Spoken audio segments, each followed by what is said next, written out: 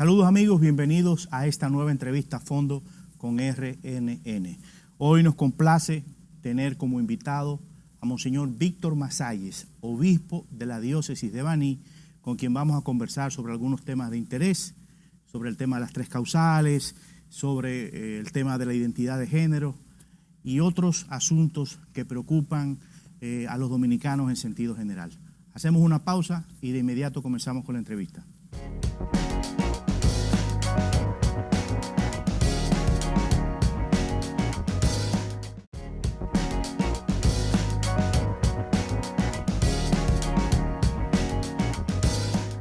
Bien amigos, iniciamos nuestra entrevista con Monseñor Masalles, el obispo de la diócesis de Baní. Bienvenido, Monseñor, a RNN. Gracias por la invitación, contento de estar con la audiencia participando en este programa. El tema de esta semana y de semanas anteriores y luce que de las próximas semanas y quizás meses es el relativo a la demanda de algunos grupos sociales de incluir en el párrafo o en la parte capital del artículo 110 sobre el aborto las llamadas tres causales, ¿no? Digamos que hay una parte de la opinión pública que apoya las tres causales y otra parte de la opinión pública claramente está en contra de las tres causales. Me gustaría escuchar su opinión, ¿no? ¿Por qué la Iglesia considera que no es pertinente la introducción de la interrupción del embarazo en estas tres causales? Bien, yo creo que el problema está en que el Código Penal es una pieza legislativa que ha estado en 20 años en discusión. Las causales en este último tiempo se han querido introducir y se han querido montar en este resultado final de 20 años sin las discusiones previas y las vistas públicas necesarias. Se ha manejado mucho, se ha manipulado mucho el tema de las causales. Mucha gente apoya las causales porque no las entiende, porque se vende un producto que después es otro el que se está ofreciendo realmente. Y por eso hay un montón, la prensa y muchos comunicadores se han encargado de manejar el tema de manera que se presente como que son aceptables las tres causales sin haber podido hacer una verdadera y auténtica discusión de contenido. O sea, lo que se discute muchas veces son temas paralelos, periféricos, pero no el tema central de qué es lo que se está discutiendo cuando se están discutiendo las causales. Ese es el gran problema que hay. O sea, cuando la Iglesia se opone a las tres causales, no está asumiendo necesariamente una postura de fe. O sea, hay detrás de esa posición de la Iglesia, digamos que un razonamiento que excede la creencia en que hay que proteger la vida como un mandato divino. Bueno, la Iglesia cree eso, pero se apoya sobre todo en la ciencia. El mismo Papa, hablando de la Iglesia Católica, la misma cabeza, el Papa dice que el aborto no es un problema religioso, es un problema humano. Y se tiene que discutir la vida humana. Y se tiene que apelar a las ciencias, no a derechos inventados como se discute ahora. Porque ahora salen derechos de cualquier cosa y se comparan con elementos que son esenciales como en la vida humana. Pero, por ejemplo, la embriología la ciencia en general acepta, reconoce que hay vida humana desde el momento de la concepción. Eso no es discutible ya. De hecho, va pasando el tiempo y cada vez se determina con más precisión esta realidad. Entonces, hay elementos jurídicos, elementos médicos y muchos elementos científicos que son de apoyo para poder discutir las causales. De hecho, el mismo anterior presidente de Uruguay, Tabaré Vázquez, él es de izquierda, él es ateo, es médico, y sin embargo está en contra de las causales. Y hay un montón de gente que no es creyente y que no necesariamente por no ser creyente, porque aquí no es una cuestión de creyente o no creyente, de estar con la Iglesia Católica o no, porque aquí es un tema humano. Y de hecho, el problema está en la manipulación que la izquierda ideológica ha hecho en los medios para que muchas personas digan, no, se presentan casos que son inverosímiles, casos que son que ya no existen en la vida cotidiana. Por ejemplo, el tema de si hay que discutir y elegir si la vida de la madre o la vida de la hija. Hay médicos, aquí en República Dominicana hay por lo menos 3 ginecobstetras que dicen que sus 50 años de ejercicio, los tres son ya personas mayores, en sus 3 años de ejercicio dicen que nunca se han encontrado en 50 años, y la medicina va avanzando, no va para atrás, y dice que nunca se han encontrado con un caso en el que tengan que elegir o la vida de la madre o la vida del hijo. Fíjense. Y entonces, claro, se acusa a la iglesia de que no, están dejando morir, la iglesia quiere dejar morir a las mujeres. Eso no es cierto. De hecho, en el caso en el que la mujer tuviese que realizarse una interrupción del embarazo luego de haber puesto todo el esfuerzo para salvar las 2 vidas y no se puede, se cae en derecho en lo que se llama el estado de necesidad, en donde por obligación hay una interrupción del embarazo agotadas todas los recursos científicos, y dice el anterior artículo 110, creo que anda por el 113 ahora en la discusión, el artículo del aborto que se está proponiendo, es que si se han agotado todos los recursos técnicos y científicos y se da la interrupción del embarazo, no va a ser punible. Eso quiere decir que la iglesia no va a permitir tampoco. ¿Cuándo ocurren estos casos? Estos casos ocurren dadas las situaciones sanitarias de nuestro país, por ejemplo. Por ejemplo, una mujer que vive, qué sé yo, en cualquier lugar, ponga Pedernales, Dajabón, y allí en el centro materno no hay ni siquiera electrolitos para estabilizar a la mujer. Y cuando llega a la ciudad, finalmente ya está más muerta que viva. Entonces sí hay que proceder. Y en un caso de extrema necesidad y de causa de fuerza mayor, y se procede a la interrupción del embarazo, no es punible. O sea que la iglesia tampoco está cerrada a unos casos en donde hay que tomar, pero claro, aquí lo que se evita es que se legisle en base a de que cuando está en peligro la vida, ¿qué hay que hacer? Tratar de salvar la vida. No puede ser una excusa para de ahí en adelante, ok, podemos despachar al muchacho. No, primero hay que agotar todos los recursos científicos. Entonces, eso es tan obvio, se cae tan de la mata y podríamos discutirlo, y es tan obvio que es impresionante que se pueda discutir ese tema.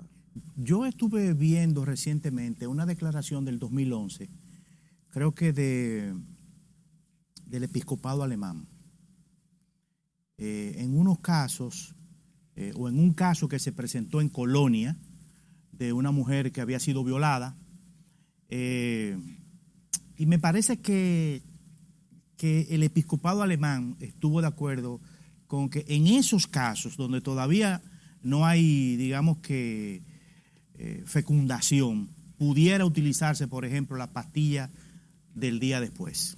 Pero ese protocolo está aquí en salud pública. Este protocolo, cuando llega una mujer recién en un estupro, violada, y llega al hospital, lo primero que se le da es una pastilla. ¿Por qué? Porque se da la concepción, ya se ha visto que se da entre las 36 y 48 horas. No se da inmediatamente, no es así de que pasó. Entonces, ¿qué pasa? Si una persona antes de las 24 horas se le da una pastilla, lo que se hace es que expulsa el óvulo y no hay fecundación. Que es incluso un anticonceptivo. Es un anticonceptivo cuando hay concepción, pero si se realiza antes de las 36 horas, hay garantía de que se expulsa el óvulo sin haber habido la fecundación, y por eso el episcopado alemán está más atrasado que el Ministerio de Salud Pública, que ese protocolo existe. Esto es el 2011. Sí, por eso, pero ese protocolo existe de hace años en el país, de cuando llega una mujer embarazada, se le procede. Ahora, la discusión de cuando hay incesto, embarazo, incesto o violación, viene el problema de que, primero, cuando hay una violación y la mujer declara tiempo después, vaya usted a demostrar, porque el proceso de demostrar que de verdad tuvo una violación es muy complicado, porque el presunto violador tiene derecho a defenderse, y en lo que se demuestra que hubo una violación, el muchacho ha nacido ya, y es complicado esto. Y cuando es incesto es peor todavía, porque está entonces la familia cubriendo al abusador, de cuando es un tío, cuando es el papá. Muchas veces la familia no sabe cómo manejar el hecho, y ya el niño está prácticamente naciendo cuando viene a salir el hecho o el presunto hecho, porque viene el problema de que en la violación lo grave es cuando se ha dado inmediatamente, que se procede al protocolo que dice salud pública perfectamente. Eso ya está establecido y la iglesia no se opone a ello, ni la alemana ni la dominicana. El problema está en cuando cuando nosotros queremos dar permisos. Por ejemplo, en Costa Rica la causal que se aprobó fue únicamente la de violación. Y el resultado, el 100% de los abortos fue por violación. Sabemos bien, en América Latina, nosotros que somos pícaros, sabemos muy bien que vamos a entrar por la causal que nos den permiso para entrar por ella y declarar lo que sea. Sí. Y aquí tenemos que preservar esto. Otro punto importantísimo que yo quiero poner aquí es la definición de salud. Porque fíjense, se dice, cuando está en peligro la salud de la madre, y aquí se está pretendiendo decir que se quiere salvar la vida de la madre. Pero salud, ¿cómo define la Organización Mundial de la Salud? Salud. Dice, es el estado de completo bienestar físico, mental y social, sin que tenga que haber enfermedades de por medio. Lo que quiere decir que si lo que se pretende proteger es la salud de la madre, pudiera argumentarse un problema de, digamos que de depresión o de ansiedad. Cualquier cosa. La mujer dice de repente, va al médico y dice, esta barriga me está produciendo demasiada ansiedad. Ah, pues quítesela. ¿Por qué? Porque está en peligro su salud psicológica. Mental. O de repente, digo, yo no tengo dinero para sostener tengo un problema social. O de repente me quedé embarazado de una persona que me voy a quedar mal. Va a ser una vergüenza delante de todo el mundo, y para no pasar vergüenza, porque si no me van a mirar mal, me van a acabar, se puede sacar al muchacho. Entonces, si se aprueba esa de la salud de la madre cuando está en peligro, ya no hace falta ni la causal del incesto, porque ya está incluida ahí, y tampoco hace falta la causal del embarazo ectópico y todas estas cosas, porque ya están incluidas ahí. Ahora, al margen de esta discusión, hay una realidad en el país que parecería que coloca al tema del aborto en una conducta socialmente aceptada, ¿no?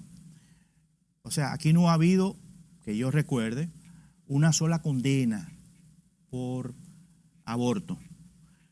Y se sabe que hay clínicas que se dedican exclusivamente al aborto. No, también hay clínicas privadas que abortan, que son conocidísimas. Claro, y que en la mañana llegan, las muchachas llegan a abortar y a eso me refiero. No solamente las que solamente para eso. No, vi hace días una estadística, no recuerdo la fuente, que hablaba de 18,000 casos de aborto.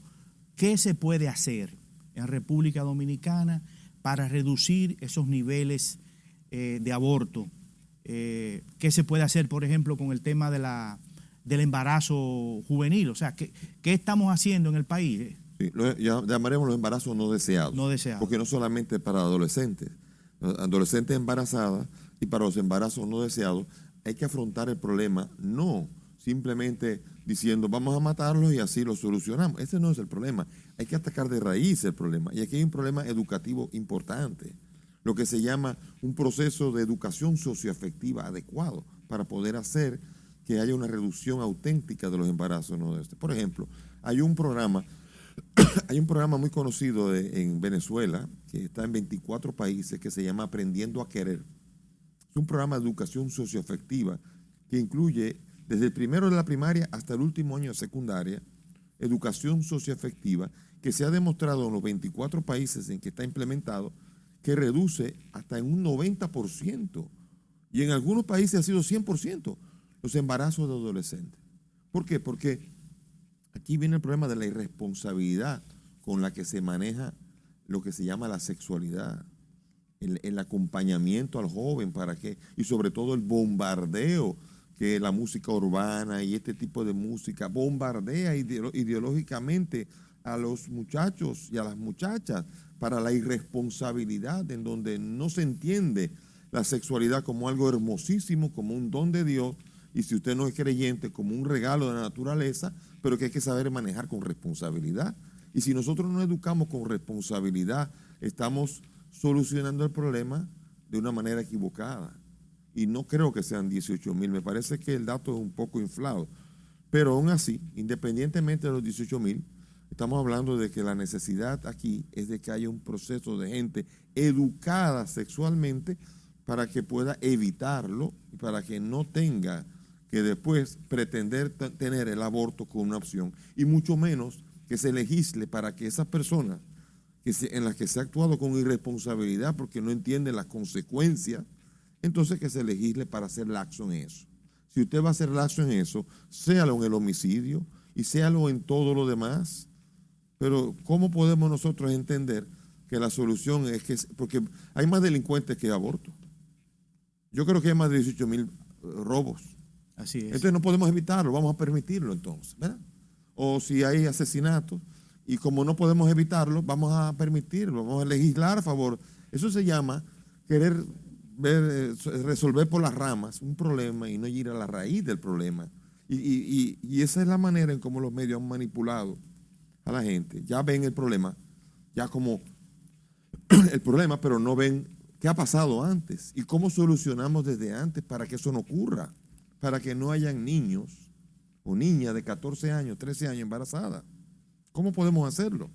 Sí, Es matando a los niños. Se ha probado, de hecho, incluso, que en el incesto, cuando usted legisla sobre el aborto y permite el aborto, y la niña que ha sido abusada por un tío, por el papá, aborta, se ha demostrado que en el 95% de los casos, en los países donde está aprobada, vuelve otra vez a quedar embarazada. Se repite. ¿Por qué? ¿Por qué no? Es como cortar no se ataca el cabello. la causa. Cortar el cabello o cortar un seto de un arbusto, vuelve a crecer. Si usted quiere que no crezca, ataque de raíz el problema y el problema se solucionará. Los problemas se solucionan de raíz. Y nosotros somos especialistas en educar a la gente para afrontar las cosas de manera superficial. Y de esa manera queremos legislar. No me parece que sea el camino adecuado. Hay un campamento que se ha instalado frente al Palacio Nacional. Ha merecido, digamos, que la atención de la prensa. Lo que se busca, entre otros puntos, es que el Poder Ejecutivo baje una línea al Congreso y como último recurso, digamos, que el Poder Ejecutivo observe un código penal que salga sin causales. La historia de los últimos 20 años nos demuestra que el Congreso nunca ha aprobado las causales. El código del 2006, que fue observado por el presidente Fernández, no tenía las causales. El código de 2014 fue observado por el presidente Medina, las causales se le introdujeron en la Cámara de Diputados, no fue al Senado, se envió al Poder Ejecutivo, se convirtió en ley, luego fue anulado por el Tribunal Constitucional. El del 2018 fue aprobado sin causales, pero fue desechado por el Congreso. El Congreso no se pudo poner de acuerdo en torno a la observación presidencial. El Senado de la República rechazó incluir las 3 causales y en la Cámara de Diputados no hubo forma de llegar a un acuerdo. Ahora lo que se está planteando es que el código salga sin las 3 causales, tomando en cuenta, bueno, que la evidencia empírica, como dirían los economistas, me dice que el tema de las 3 causales me ha impedido tener un código penal, que es necesario. ¿Qué opina usted de este establecimiento y qué va a hacer la iglesia? He oído decir que hay una movilización, una caravana para reafirmar la posición contraria a la inclusión de las 3 causales en el Código Penal. Sí, yo creo que ese grupo que se está presentando en el Palacio Nacional exigiendo al Poder Ejecutivo dice: presidente, usted prometió. El presidente no ha prometido nada. El presidente un día dio su opinión. El presidente, como cada ciudadano, tiene su opinión. No, yo confío en que el señor presidente, independientemente de la opinión que tiene, no va a interferir en los poderes. El Poder Legislativo tiene que seguir su curso. El Poder Judicial, como él mismo está respetando, está siguiendo su curso, lo cual espero que siga el respeto. Entonces yo entiendo que él no ha prometido nada. Si se aprueba el Código Penal sin las causales, él no le ha fallado a nadie, porque no ha hecho nunca una promesa. Él simplemente ha dado su opinión. Pero en un país democrático los poderes se respetan, y ese es el punto importante que hay que entender. La iglesia está de acuerdo, pero la iglesia, si en un momento se aprobara, tiene que respetar, como lo ha ocurrido en la iglesia católica en todos los países donde se ha aprobado, tiene que acatar lo que es un proceso democrático. Pero aquí lo que hay es mucha manipulación. Lo que no hay es una verdadera explicación de las causales y se quiere de manera forzada se quiere introducir. Entonces viene el problema que la iglesia está de acuerdo con que se eliminen las causales. Viene el día del no nacido, que es la caravana celestial por la vida, que se va a hacer el día 27. Es en conmemoración del día del no nacido, que es el 25 de marzo. Por ley se decretó que el 25 de marzo es el día del no nacido. Y estamos celebrando la vida. Y la iglesia convoca a una caravana que va a comenzar a las 9 de la mañana del día 27 de marzo en el Estadio Quisqueya y que va a acabar en el Congreso. Entonces, por esto, es una caravana de la vida que celebran las iglesias cristianas y católicas. Esa sí es una movilidad católica y cristiana. Después también viene el señor Agustín Laje, que no viene por la iglesia. De hecho, él nunca ha sido un portavoz de la iglesia, nunca ha hablado de ningún tema religioso, nunca. Él viene varios días a discutir aquí el tema también. Nosotros lo acogemos con mucha alegría. Estamos de acuerdísimo con sus planteamientos y estamos contentos con que venga, porque creemos que él aporta mucho en la discusión, porque hay tanta manipulación y él es un experto en desmantelar toda esa manipulación que se quiere hacer. Bien, vamos a hacer una pausa y volvemos en un momento.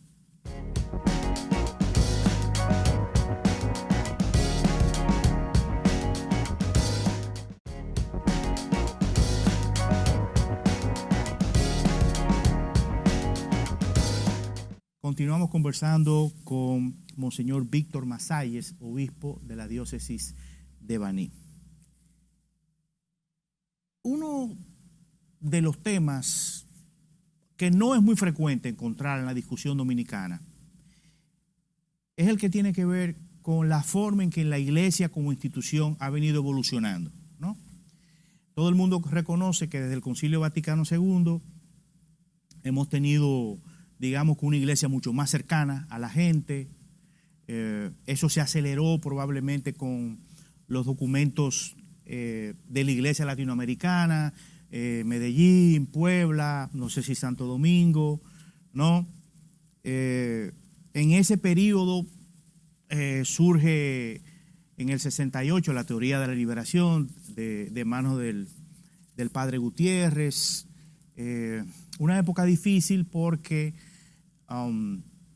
hubo una producción importante de teólogos que se acercaron un poco al marxismo, otros se quedaron en una posición más o menos socialdemócratas, si se puede decir.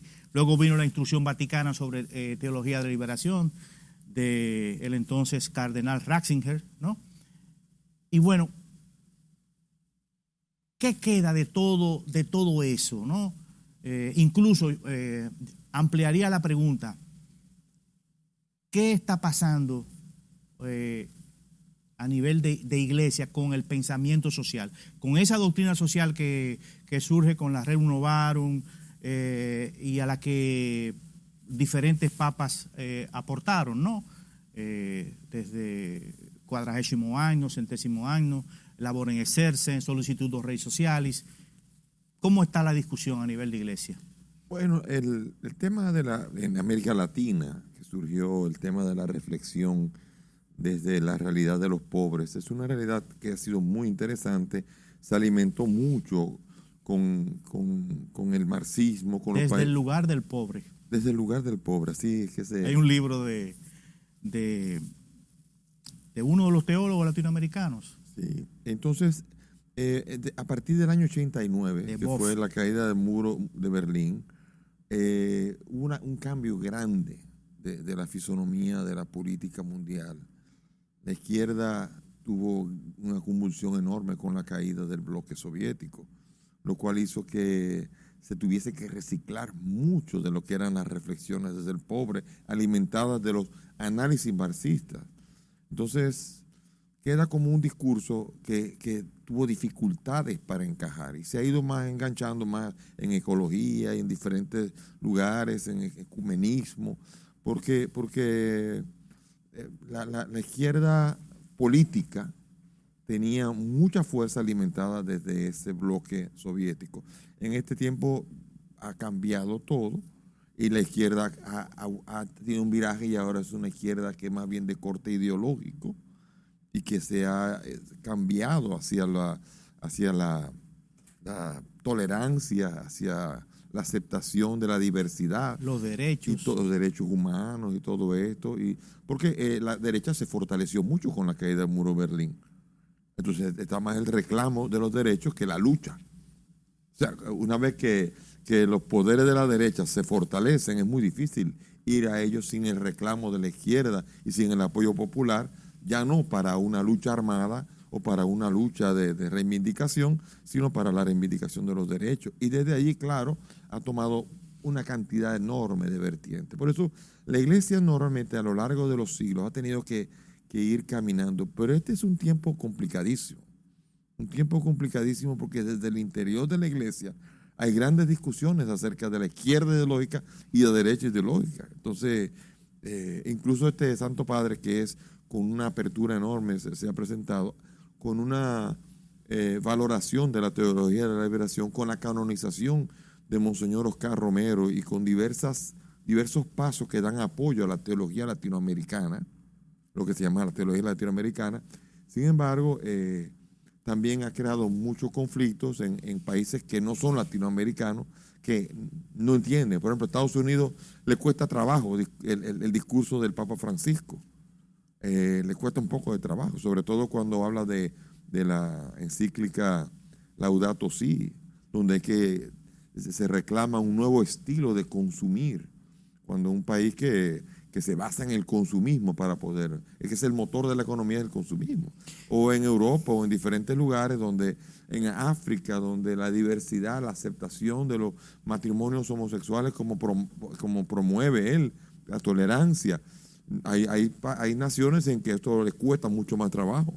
No digamos América Latina y África y otros lugares donde da trabajo.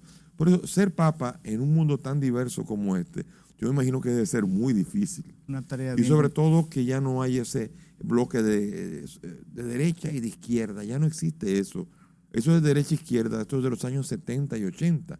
Ya no existe hoy día. Con la caída del muro de Berlín, usted decía que la izquierda se vio en dificultades. El marxismo era una especie de Weltanschauung que, digamos, tenía respuesta para todo.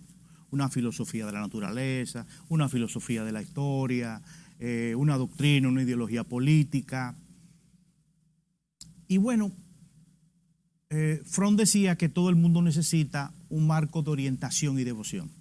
Entonces, gente que tenía un marco teórico, ideológico, que como dije hace un momento, tenía respuesta para todo, era un recetario, de pronto se vio sin referente. Pero en los últimos años, en las últimas décadas, ha surgido, digamos que una corriente alimentada por algunos autores que promueven una especie de espiritualidad individualista, ¿no? Hay autores que son, digamos que han vendido muchos libros, son famosos, se citan permanentemente en las redes sociales, pero yo veo que es una especie de antropocentrismo muy individualista. Claro, eso es una tendencia, pero en realidad a nivel mundial lo que ha cambiado es que el marxismo promovía la lucha de clases entre ricos y pobres, sí. Y que cuando los ricos y los pobres quedaran igualitarios, ya iba a cesar el conflicto de la sociedad, porque el conflicto estaba basado en la lucha de clases, ricos y pobres. Después del año 90, ahora ha habido un cambio, motivado también por las cumbres de El Cairo y de Pekín, de sobrepoblación. Ahora se ha movido mucho hacia la solución del conflicto hombre y mujer. Y entonces ha surgido una ideología que pretende igualar el hombre y la mujer de manera tal que entiende que la principal fuente de conflicto no era entre ricos y pobres, sino que era entre hombres y mujeres, los hombres dominando a las mujeres. Y de ahí surge lo que se llama la necesidad de la reivindicación de la mujer, pero de una manera tal que era una lucha contra. No entender la complementariedad, sino la lucha. Y de ahí surge, habiendo surgido ante el feminismo, que es muy laudable, surge lo que se llama el feminismo radical, Sí. feminismo ideológico, en donde es lo que está surgiendo y cuya plataforma, junto con otras, va a ser la que va a dar apoyo a la ideología de género. La ideología de género es la propuesta ideológica actual de los países desarrollados para adormecer un poco la conciencia, porque durante muchos años, décadas 70 y 80, se adormecía la conciencia de otra manera. Hubo otros elementos con los que se intentó adormecer la conciencia del mundo pensante. Entonces, sin embargo, ahora con la ideología de género aparece como la respuesta a todo. El tema de la identidad de género. Sí, o sea, el enfoque de género va a solucionar todos los problemas de la sociedad. Eso es una especie como de divinización de la solución del conflicto hombre-mujer como la solución de todos los problemas de la sociedad, lo cual es completamente equivocado, es una falacia, es un error como el marxismo. Fue un enfoque muy bonito, se entiende, pero no es aplicable como no lo es tampoco, porque ni la biología, ni la ciencia jurídica, nada lo avalan de que la lucha del hombre y de la mujer se tenga que solucionar acrecentando la fuerza de la mujer para que luche bien con el hombre. Esa fuerza no va a llevar a nada, simplemente a que siga habiendo la manipulación de una manera ideológica en la sociedad. Y hoy vemos nosotros jóvenes que juran que eso es cierto y oyen los elementos de la ideología de género y los acatan como si fueran verdades ya indiscutibles. Uno de los temas que ha merecido atención en la opinión pública fue, digamos que, el intento de introducir en el proyecto de Código Penal el crimen de odio. El crimen de odio es un delito que existe en otras legislaciones. En el caso dominicano, en esa versión que aparentemente no aparece en los últimos borradores trabajados por la Comisión de Justicia de la Cámara de Diputados, se introducía la identidad de género. Sí, como un elemento. El crimen de odio lo que es llamado en otros lugares la ley mordaza. Sí. Es utilizada sobre todo para manejar a nivel, tener herramientas para poder someter a personas que no piensen como Sí, hay un conflicto ahí con la libertad de expresión.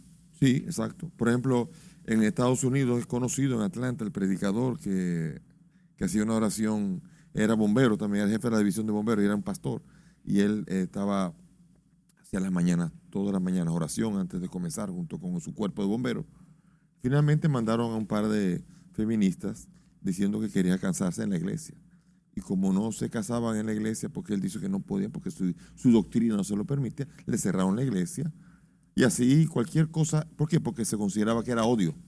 Cualquier cosa en la que yo no pienso, como usted me le llama odio, ahora el odio es una realidad muy difícil de determinar qué es lo que es odio, porque cuando yo no estoy de acuerdo con los llamados matrimonios igualitarios o matrimonios entre personas del mismo sexo, no quiere decir que yo los odie. Pero claro, yo recuerdo los famosos conflictos con el embajador americano, Brewster, este famoso embajador. Sí, Wally Brewster. Wally Brewster, que cualquier cosa que uno difiriera de él ya se llamaba crimen de odio. Claro que como aquí no está la legislación, pero si ese señor hubiera tenido aquí esa ley y hubiese sido promulgada, él me podía dar con el cubo del agua y me habría acabado. Me habría mandado a cerrar a mí. ¿Por qué? Porque en Estados Unidos se tienen que cuidar, porque esa ley mordaza no permite que uno hable una cosa, porque la ley dice que cualquiera puede dictaminar que es odio, cualquier cosa. Y entonces viene lo que se llama lo subjetivo, criminalizar un sentimiento. Sí. ¿Cómo puedes tú? Primero, el odio no es un hecho, un delito es una acción que va en contra de lo establecido. Y el odio no forma parte de ninguna acción. Ahora, yo puedo matar con odio o matar sin odio. ¿Qué importa si al final de cuentas lo que se tiene que legislar es si maté o no maté? Exactamente. Porque el odio no es bueno, no estoy de acuerdo con el odio, puede ser un pecado grave a nivel religioso, pero el odio no es todavía un delito, como no lo es violencia. Porque usted puede ser una persona violenta, pero todavía no haber cometido ningún delito. Ahora, si usted de manera violenta comete un delito, ese delito es la acción por la cual usted va a ser sometido, pero no por la violencia ni por el odio, que son realidades subjetivas, no concretas y que no tienen contrapartida con los hechos concretos de la vida. Entonces, es muy difícil esto. Y se quiso introducir aquí y se va a querer seguir introduciendo. Y eso forma parte de la izquierda ideológica que tiene millones y millones y millones de dólares dando dinero a comunicadores y a personas influyentes, dando dinero y promocionando un estilo, de una manera de pensar, una plataforma ideológica que es muy delicada y que en el fondo ningún padre de familia quiere que eduquen a sus hijos con este tipo de esquema. Ni siquiera los que la promueven porque reciben paga quieren que sus hijos sean educados de esa manera. Es una manera que verdaderamente uno dice, ¿y qué vamos a hacer cuando llegamos a extremos como el famoso caso de Paul en Canadá? No sé si lo conoce. Sí. Un caso de un señor que estaba casado con 7 hijos y de repente un día se percibe una niña de 6 años y la ley la recibe. Ya no tiene obligaciones con sus hijos, ya no tiene obligaciones con su mujer. Porque se percibe Es menor de edad. una niña de 6 años, le aprueban que es una niña de 6 años, se mete al jardín de infantes. Yo quisiera ver que usted viera la foto de ese esperpento con barba y con vestido de niña de 6 años, en el jardín de infantes, hablando de ideología de género, hablando de todas estas cosas, y de repente incluso encontró padres adoptivos que la adoptaron. Y yo quiero que vea la foto de esas 2 personas mayores con este señor, con ese tajalán, sonriente allí porque han adoptado. Entonces, cuando uno llega a estas aberraciones, que es a lo que lleva la ideología de género, todo esto hace que las cosas importantes sean auténticas tonterías. Y eso distrae de la atención, de la necesidad real de las personas. Y el discurso de los pobres sigue siendo un discurso desatendido. Aquí en la agenda nacional, más que causales, más que si matrimonio igualitario, más que si crimen de odio, aquí hay pobreza, aquí hay gente que no tiene agua potable, aquí hay gente que no goza de las necesidades realmente esenciales.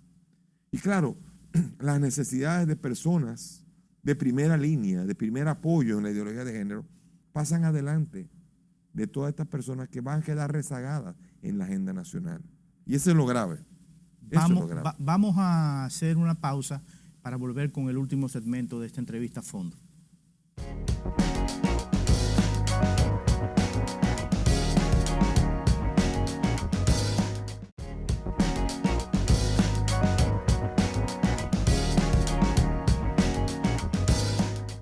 Bien, vamos a entrar en la parte final de nuestra entrevista con Monseñor Mazalles. En el segmento anterior, usted introdujo el tema de la pobreza. La iglesia siempre ha tenido, por lo menos en los 2 últimos siglos y medio, una preocupación que ha sido recogida por algunos documentos, pero lógicamente el trabajo de la iglesia con los pobres viene de sus inicios. De hecho, la iglesia cristiana, la iglesia católica, fue en sus inicios una iglesia de gente pobre, ¿no? Y es la organización caritativa más grande del mundo. Así es. Con los miles de orfanatos, miles de leprocomios, miles de ancianatos y de muchas otras instituciones que son los que verdaderamente están clamando para que haya una legislación para con ellos, por encima, que tienen prioridad por encima de todo. Pero hay un tema de naturaleza estructural que en algún momento, por ejemplo, Juan Pablo II denominó capitalismo salvaje, ¿no? Que en cierta forma se ha ido incrementando, estableciendo, globalizando, ¿no? En la medida en que otros modelos ideológicos fracasaron, no dieron respuesta a los problemas básicos de la persona, en especial el tema de la libertad, en todos los sentidos: libertad de expresión, libertad de movilidad, libertad de elección en sentido general. ¿Qué podemos hacer para que, por ejemplo, la economía sea un poco más humana, en los próximos años. La economía en este momento y desde hace ya unas buenas décadas no es humana y es además excluyente. Quiere decir que si uno estudia hace 50 años para acá, el proceso y la concentración de riqueza se va arreciando cada vez más. O sea, cada vez más es más grande el número de personas que están en los cintiles más bajos y cada vez es la riqueza concentrada en menos manos. Por eso la ideología de género es una plataforma que ayuda a eliminar la sobrepoblación. ¿Por qué? Porque el mundo se está quedando en manos de unos cuantos y como es demasiada la gente que se está quedando sin, o hay que esterilizarlo, o hay que hacer algo, o hay que homosexualizarlo para que no, pero no porque haya una preferencia por la homosexualidad, sino porque la homosexualidad no genera población. Es una forma de control de la población. Y aborto, y todos estos elementos de la píldora anticonceptiva, de todo esto.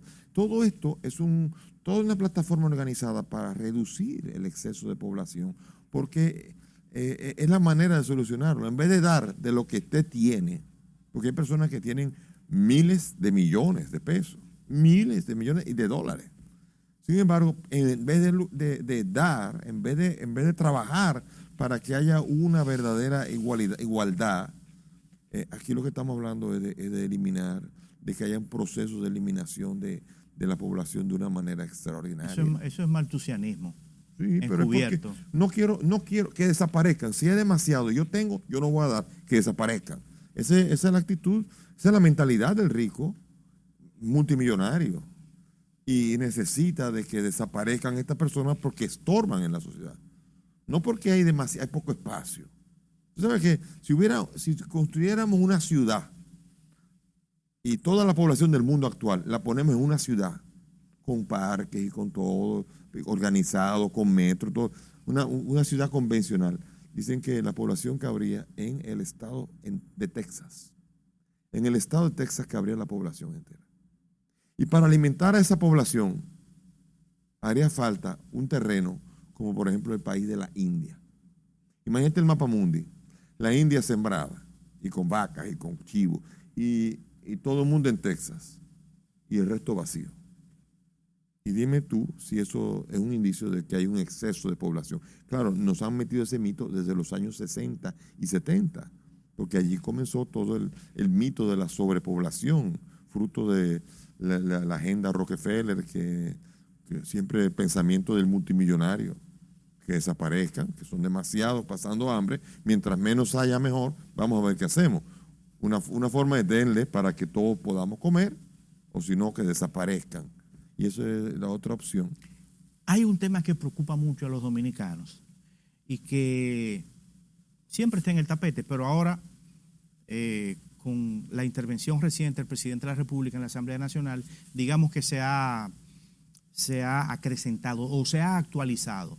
Y es el tema haitiano, la inmigración haitiana, ¿no? El presidente está hablando de una verja perimetral en algunas franjas de la frontera y utilizando algunos dispositivos electrónicos para tratar de mitigar ese problema y algunas formas de criminalidad.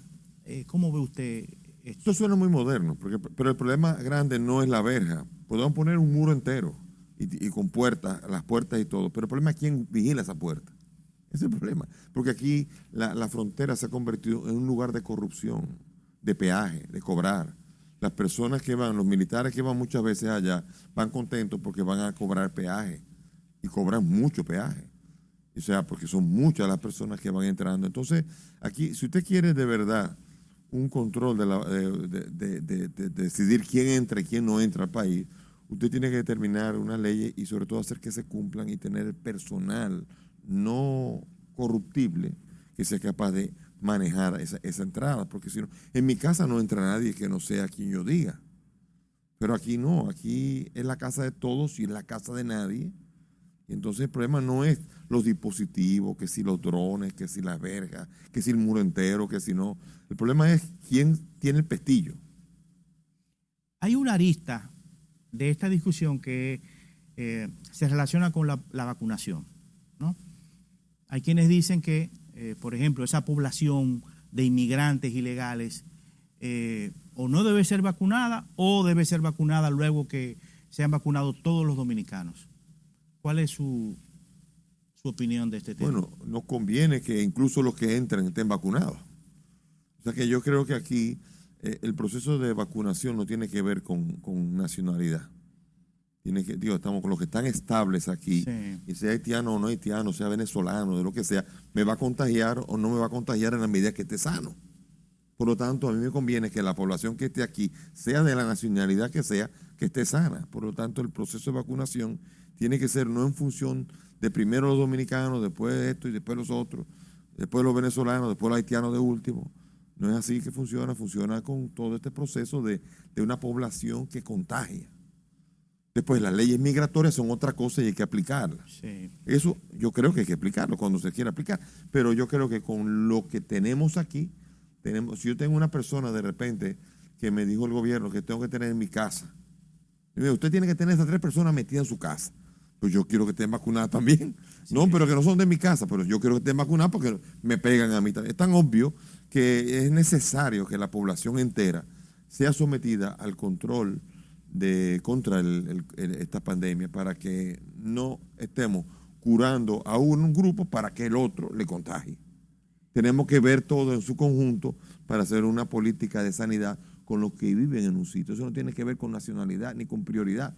La prioridad tiene que ser la vulnerabilidad, como se está haciendo, pero no tendría que ser con la nacionalidad. La nacionalidad no tiene vulnerabilidad y al máximo, si es vulnerabilidad, la población haitiana sería más vulnerable. Así que no nos metamos por ahí. Así es. El tema es la población, sus necesidades en función del bien de la población. En estos últimos minutos que nos quedan, yo quiero que hablemos del tema ecológico, del tema medioambiental. Asumo que la Iglesia Católica Dominicana está celebrando el año de la Laudato Si. He visto que en otros países hay programas de diversa naturaleza, de concienciación, de trabajo directo en el campo. ¿Cómo está el tema medioambiental en su diócesis? Sí, nosotros tenemos un problema que es que la naturaleza se maneja ella misma. El problema de la naturaleza somos nosotros, los seres humanos, porque ese es el principal depredador de la naturaleza. La naturaleza, si se le deja tranquila, como la pandemia lo ha demostrado, aparecen especies que hasta se creían que estaban extinguidas cuando dejamos de molestar a la naturaleza. Entonces, cuando uno ve el río Nizao, cómo está en las condiciones en que está, cómo los camiones recogiendo granzote, aunque esté prohibido, deterioraron el río Nizao, que es el río más explotado a nivel de aguas de todo el país. Cuando uno ve la deforestación que se ha realizado, cuando uno ve, hoy vi en YouTube un video de todos los fondos, o sea, un río de los nuestros, lleno de fondos, de una manera que uno dice, todo el mundo tira, suponiendo que no pasa nada, alguien va a recoger. No sé qué mentalidad tenemos de contaminar el ambiente de tal manera que somos nosotros los que estamos destruyendo la naturaleza. Entonces, es un problema grave, es un problema educativo, es un problema de educación. Y es un problema quizá de buscar auténticas soluciones. Pero sin educación, sin una educación ecológica, nosotros no vamos a poder seguir adelante porque vamos a seguir cortando los árboles que nos parecen, vamos a seguir tirando la basura por donde sea, vamos a seguir metiendo la ceniza por donde sea. Nosotros tenemos un problema ecológico ahora en Nizao, con este Punta Catalina, que ahora de repente le han puesto menos cal para poder hacer que la ceniza se venda a las cementeras, pero ahora tira humo, tira gases tóxicos y ahora se ha tenido que quitar el filtro y ahora la ceniza es mucho más tóxica y está aumentando de una manera que no ha aumentado más porque está una de las calderas dañadas. Ha aumentado a la mitad nada más. O sea, que se siente en el ambiente cercano a Punta Catalina la contaminación. Sí, porque nosotros tenemos el problema de que hay una palabra que nosotros en nuestro diccionario está ausente, se llama mantenimiento.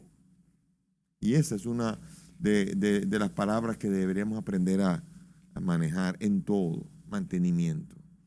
Mantener el vehículo, mantener todo. El mantenimiento hace que incluso nosotros estemos contaminando el ambiente. Cuando vemos un camión que cuando camina por la autopista uno no puede, tiene que ir a 20 para poder pasarlo porque el humo que Así tira es. en todos los países en donde hay ecología, una educación ecológica, un cacharro como eso es detenido, suspendido y llevado al cementerio de vehículos, reciclado y lo hace nuevo. Yo no estoy a favor de eso, pero estoy en contra de que nosotros seamos capaces de seguir contaminando nuestro ambiente creyendo que él se limpia solo. El día que sigamos así, el día que pudiésemos pensar así, todo cambiaría. Pero también implica, según la Laudato Si, que es la encíclica del Papa Francisco, un cambio en el estilo de consumir, de vivir. Nosotros vivimos con más de lo que necesitamos. Consumimos más de lo que tenemos necesidad. Y estamos dañando el ambiente fruto de crear un fetichismo de la mercancía, en donde creemos que si no tenemos un celular, un iPad, todo, un computador, todo, y nos llenamos de todas las cosas. Y eso está favoreciendo fábricas que están produciendo millones y millones y millones de los productos que no necesitamos, pero nos han convencido de que tenemos necesidad. Y después, cuando se caliente el planeta, no habrá quien lo pueda enfriar. Hay países donde algunas modalidades de plástico sobre todo de un solo uso, están siendo prohibidos. Aquí ha habido algunas iniciativas en el sector privado, básicamente. Hay supermercados que venden unas, digamos que unas fundas de un material que es reciclable, ¿no? Nosotros tenemos un problema, vuelvo a la palabra mantenimiento. Mantener una ley, mantener el cumplimiento de la ley, mantener un estilo que sea sano, cambiar de manera de vivir y mantenerse en él. Esas son de las cosas que todas implican una disciplina. Nosotros no somos disciplinados. Los dominicanos somos inteligentes, somos vivos, despiertos, pero no tenemos la disciplina comunitaria necesaria que tienen, por ejemplo, los países asiáticos, que han vencido el COVID a fuerza de una disciplina comunitaria que nosotros, por desgracia, no tenemos. Así es. Bueno, Monseñor, gracias por aceptar nuestra invitación de venir a conversar sobre estos temas de actualidad, algunos más actuales que otros. Y a ustedes, amigos, los invitamos a que nos acompañen en otra ocasión cuando tendremos un invitado especial en esta entrevista a fondo con RNN.